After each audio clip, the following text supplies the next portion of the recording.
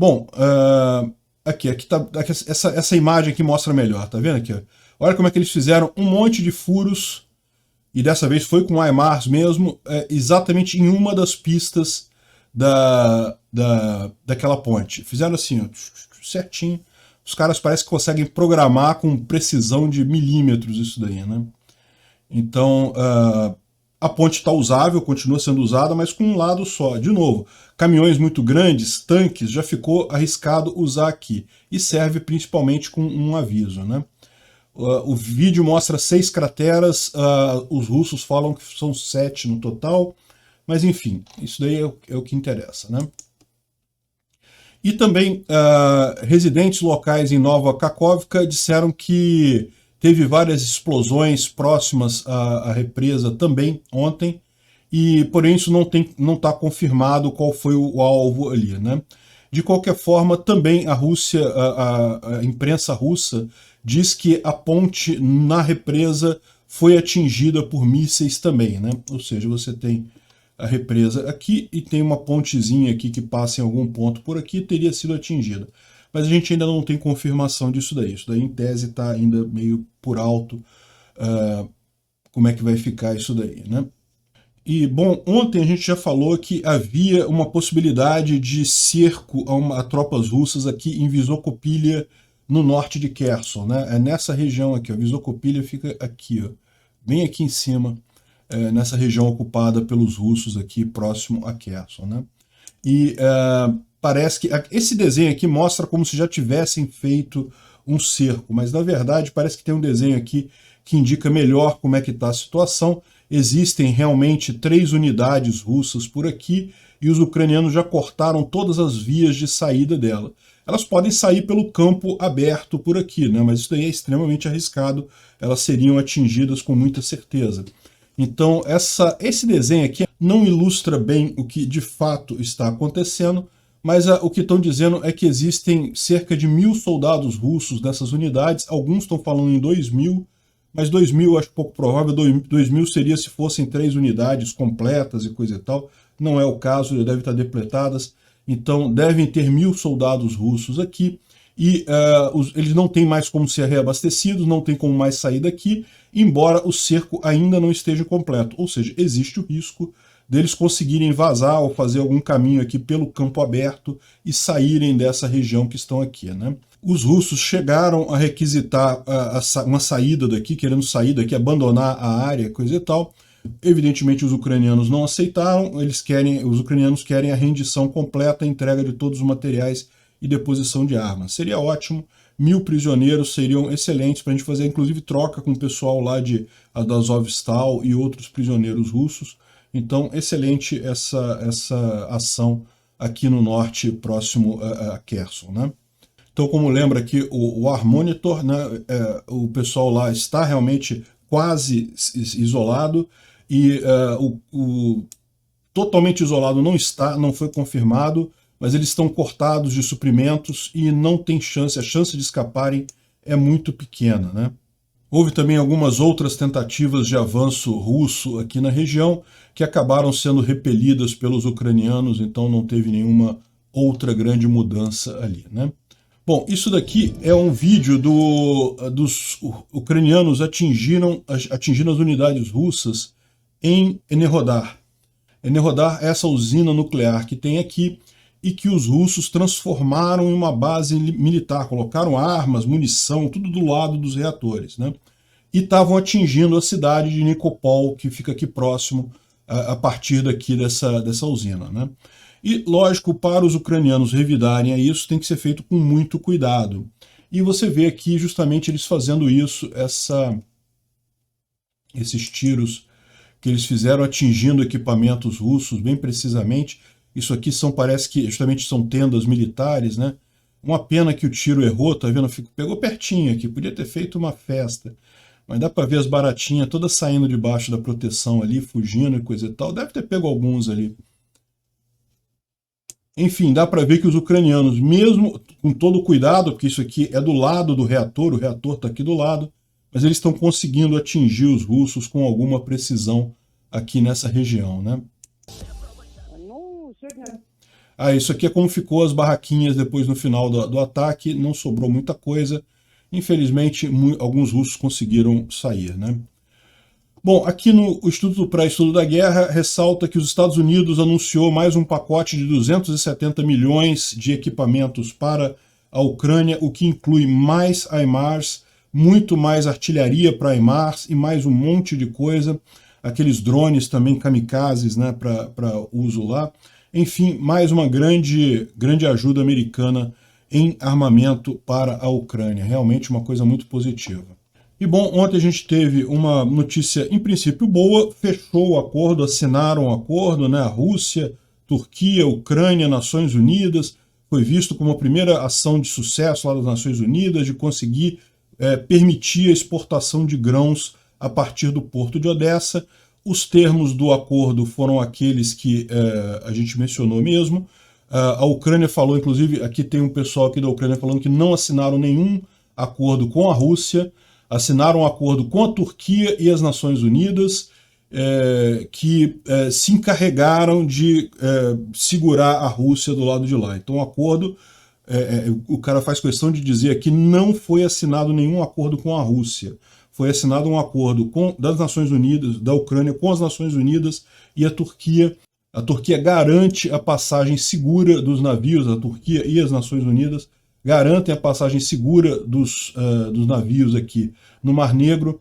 Aliás, eu quero pedir desculpas, ontem eu falei o nome Mar Morto várias vezes aqui, de manhã cedo, é complicado às vezes. Enfim, garante a passagem dos navios aqui pelo Mar Negro e, em troca, a Ucrânia deixa que a Turquia faça vistoria nos navios para garantir que não está transportando arma, não está transportando nada, só alimento mesmo. Então isso é mais do que suficiente, mas é aquilo que eu falo para vocês, né? Esse acordo foi assinado, tudo bem, muito bonito, e eu falei para vocês, eu só acredito quando eu começar a ver os navios efetivamente passando ali. Tomara que eu esteja errado e que os navios funcionem, realmente seja criado esse corredor e os navios possam passar por ali, né? Mas repara que menos de 24 horas depois do acordo assinado, a Rússia já estava bombardeando o porto de Odessa, que é uma das ações que é proibidas por esse tratado que eles acabaram de assinar. Não levou nem 24 horas para a Rússia desrespeitar o tratado que ela acabou de assinar. A tinta nem secou ainda e eles já estão bombardeando Odessa, né? Foram 4 mísseis Calibre, 2 deles foram abatidos pelas defesas antiaéreas da Ucrânia, mas 2 acabaram caindo no porto. Parece que teve feridos, teve mortes, algum dano no porto de Odessa, né? Enfim, é o que eu falo. Eu não acredito em acordo com o russo. E algumas outras novidades saindo aí da parte mais militar da coisa. Parece que os russos estão enviando tropas novas para a frente de batalha, né? Para substituir parte das que estão desistindo e coisa e tal. Mas segundo estão dizendo aqui, o tempo médio de treinamento é 5 dias, né? O que eu não preciso dizer para você que é extremamente insuficiente para você botar um soldado na frente de batalha. O soldado não vai ter capacidade de ajudar nada, ao contrário, está arriscado mais atrapalhar os outros do que ajudar em alguma coisa sem nenhum treinamento, né? Bom, está surgindo um tipo de festa lá na Rússia chamado piquenique homofóbico. O nome é esse mesmo que eles dão, porque é justamente porque eles querem promover os valores tradicionais da sociedade russa. Eu acho isso um absurdo, uma coisa totalmente sem sentido isso daí. Prova como a Rússia está definitivamente do lado errado da história nisso daí, né? Eu sou muito crítico ao movimento LGBTQ, eu acho que eles exageram em várias coisas, mas evidentemente cada um tem o direito de viver a sua vida do jeito que achar melhor. Esse tipo de perseguição homossexual, isso é uma coisa que não tem lógica nenhuma. Outra notícia interessante é que, segundo o MI6, né, que é o serviço secreto inglês, metade dos espiões russos na Europa foram expulsos desde a invasão da Ucrânia, né? E a questão que o cara faz aqui é por que não expulsaram todos, né? Mas a questão é, logicamente, porque eles não sabem quem são todos, né? A ideia toda do espião é justamente que ele está oculto ali, que ninguém sabe que ele é um espião, né? De qualquer forma, essa invasão da Ucrânia pela Rússia mostrou o grau que havia de importância, né, ou seja, o grau de esforço que a Rússia fazia para infiltrar outros países. A própria Ucrânia, a gente está vendo até hoje, o Zelensky está lidando com espiões, com traidores, com pessoas que eram compradas pela Rússia dentro do governo. Felizmente, isso não fez o efeito que o Putin esperava que fizesse na Ucrânia, né? Como a gente já falou em outros vídeos, a expectativa do Putin é que o Zelensky fugisse logo nos primeiros dias, e aí esses agentes que estavam no governo iriam tomar o poder, mas felizmente isso não aconteceu. Mas de qualquer forma isso abriu alerta e vários países da Europa começaram a procurar espiões russos dentro do seu governo, dentro da diplomacia, dentro do próprio serviço secreto, e encontraram muita coisa, muita gente mesmo. A Rússia parece vem investindo pesado nisso daí, e eu não duvido nada que aqui no Brasil também a gente tenha muito disso. Aqui o Brasil tende a achar que o Brasil não tem importância nenhuma, o pessoal não ia querer espionar o Brasil e coisa e tal, mas isso não é verdade. O Brasil tem crescido em importância principalmente na questão dos alimentos, da capacidade de produção de alimentos e na capacidade de produção energética também, e eu não tenho dúvida nenhuma que deve ter muito espião russo aqui no Brasil, e fico assustado com o fato de não haver nenhum movimento no sentido de identificar esses espiões e tentar expulsar esses caras daqui. Isso é algo que já passou da hora do governo brasileiro fazer, e a preocupação que eu fico é, será que o governo brasileiro não está tão infestado disso que nem consegue reagir mais, né? Enfim, é uma preocupação grande. Lembrando que Bolívia e Equador expulsaram espiões russos, ou seja, meu amigo, eles estão aqui na América Latina com certeza. Outra notícia interessante foi esse aviso aqui da inteligência ucraniana de que a Ucrânia está pronta a ajudar a Moldova a retomar a Transnistria, que é aquela região separatista, entre aspas, russa. É o mesmo caso de Donbás, não tinha movimento separatista nenhum ali, foram soldados russos, mercenários russos que foram lá e criaram esse, entre aspas, movimento separatista, e da mesma forma a região ficou abandonada, hoje em dia não tem relação comercial com quase ninguém, está realmente numa situação muito triste ali, né?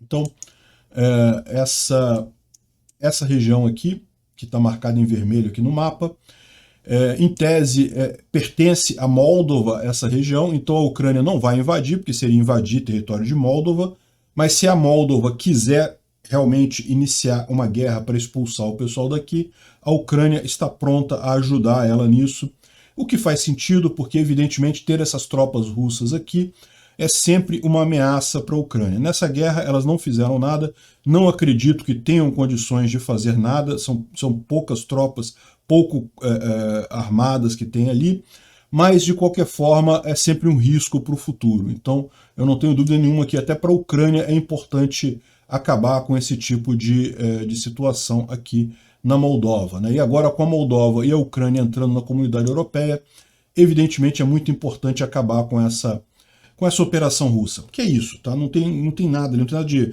pessoas que querem fazer um país e coisa e tal, separatismo, não, é russo infiltrado lá.